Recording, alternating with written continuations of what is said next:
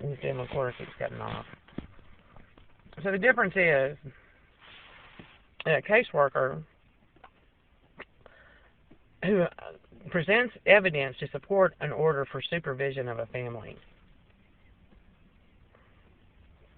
would have to prove that to a judge, and that caseworker would be held accountable for their actions. Not only would I be held accountable, the caseworker would be held accountable. I would know who the caseworker was. They would have to identify themselves to me.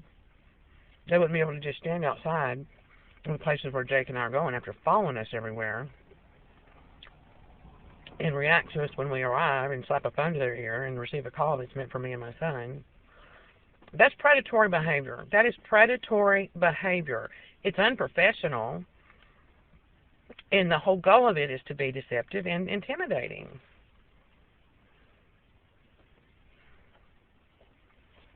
What else can you say?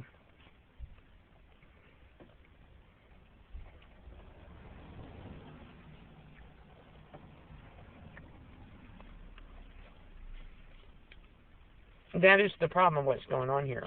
So saying, well, you know what, as long as she acts like she doesn't know and she's pretending she doesn't know, then we're not going to say anything to her. Well, that's not true. I don't act that way. I didn't create a situation where people are standing around waiting for me and my son to arrive, pretending that they're just standing there outside the library, pretending that they don't know what's going on, pretending that they are receiving a phone call that has nothing to do with me and my son, when in reality they are, pretending that they know me and my son, and therefore, have responsibility for us. I'm the parent. Nobody else is the parent of Jacob. I'm the parent of Jacob. Complete strangers, really? They don't know me and my son, have knowledge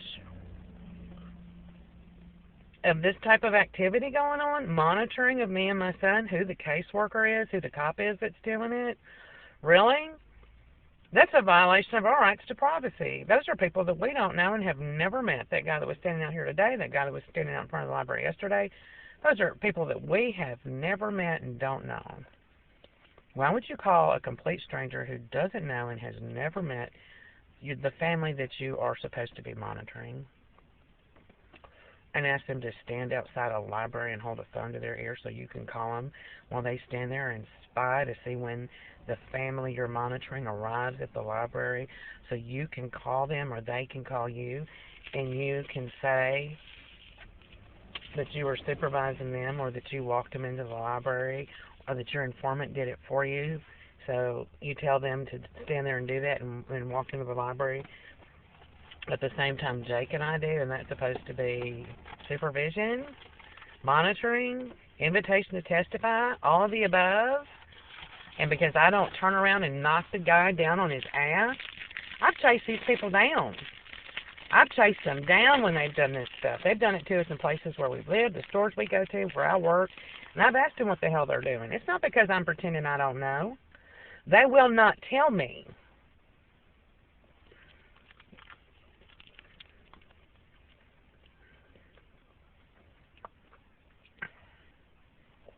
And whoever this cop is pretending that I do know these people that he's got doing this stuff. That I do have knowledge of their phone calls. That I do know everything that's going on, when in fact, I don't. And nobody said a word to me. Well, gee, Jeanette, you should have just figured it out. Yeah, I figured it out. It doesn't change the fact that they won't tell me the truth. It doesn't change the fact that the cops won't tell me. It doesn't change the fact that I can't get a restraining order. Because the court clerk told me I had to name the individual.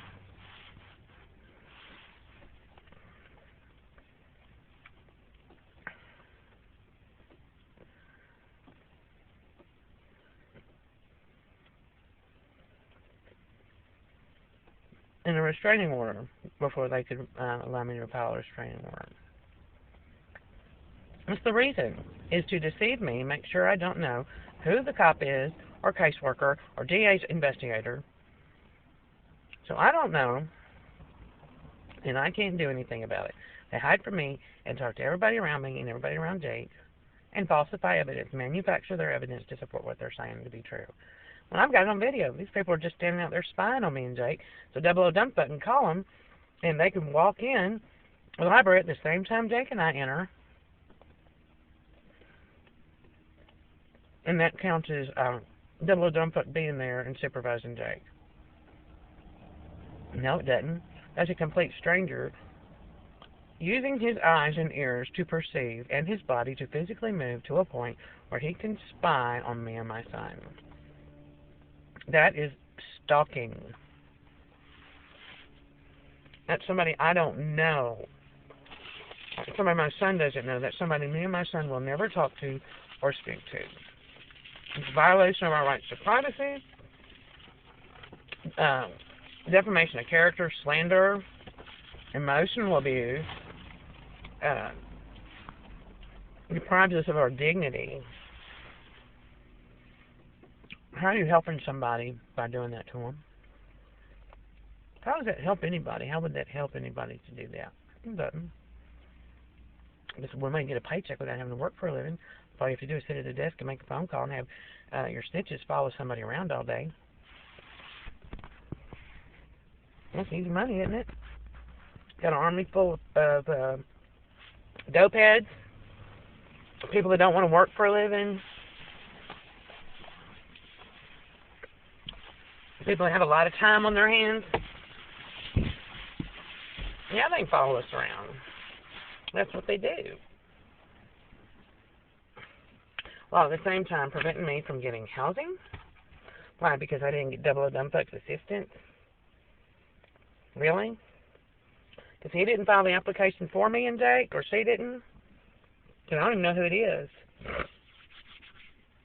So we can't have a place to live because Double O Dump Button says we can't?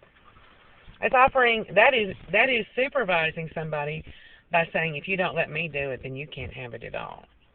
Did somebody die and make you Jesus? Is that what happened here? I can't have a job. I can't work unless I let dope heads come into the store and allow them to sit there and walk in with phones up their ear and fake all this stuff? Really?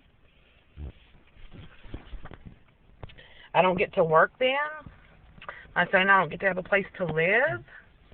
Because it's your way or the highway? Did somebody die and did this country turn into Iraq? Is that what happened?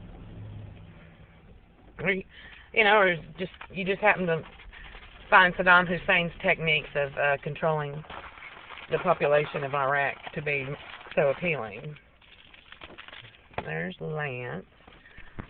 He usually goes and parks down at the other end. But I parked right here today because I didn't want to be anywhere near his truck. Well, look, he's parking there.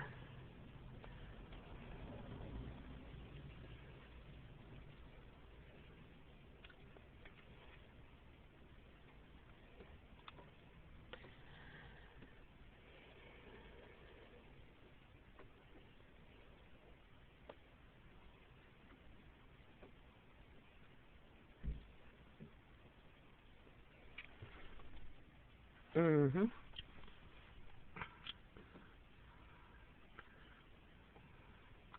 It's not raining right now.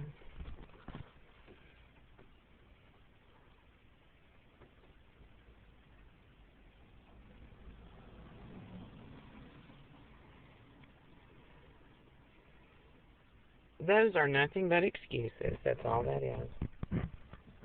An excuse to run a game on an innocent mother and child to make sure I never get to speak in court or to say what happened to me and my son or what really was the situation. Why would you be afraid of the truth? That's another question. Why wouldn't you want somebody to testify?